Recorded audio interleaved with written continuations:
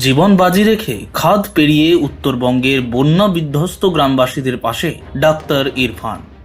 বিপর্যয়ে বিধ্বস্ত উত্তরবঙ্গের সাধারণ মানুষ। চিকিৎসক হয়ে তখন তিনি আর কিভাবে বসে থাকতে পারেন? দড়িতে ঝুলে খাদ পেরিয়ে তাই পৌঁছে গিয়েছিলেন মানুষের পাশে। মোল্লা ইরফান হোসেন, নাগরাকাটা ব্লকের স্বাস্থ্য আধিকারিক।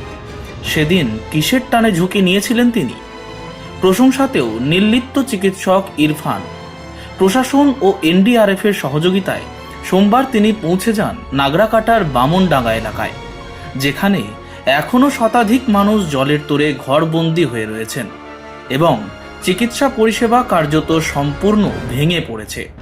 সূত্রের খবর, তান্ডুগ্রাম ও তার আশপাশের বিস্তীর্ণ অঞ্চল বন্যার জলে ডুবে গিয়েছে।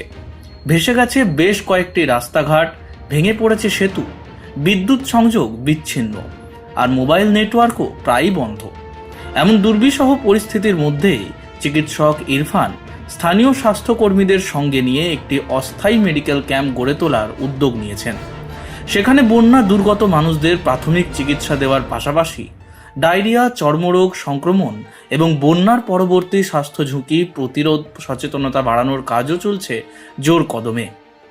প্রোগ্রেসিভ হেলথ অ্যাসোসিয়েশনের পক্ষ থেকে জানানো হয়েছে, এই মুহূর্তে তাদের প্রধান লক্ষ্য বন্যায় ক্ষতিগ্রস্ত মানুষের পাশে দাঁড়িয়ে চিকিৎসা ও স্বাস্থ্য সহায়তা পৌঁছে দেওয়া। সংগঠনের অন্যান্য সদস্যরাও ইতিমধ্যেই উত্তরবঙ্গের বিভিন্ন ব্লকে স্বেচ্ছাসেবী মেডিকেল ক্যাম্প শুরু করার উদ্যোগ নিয়েছেন। Bureau report, angular news.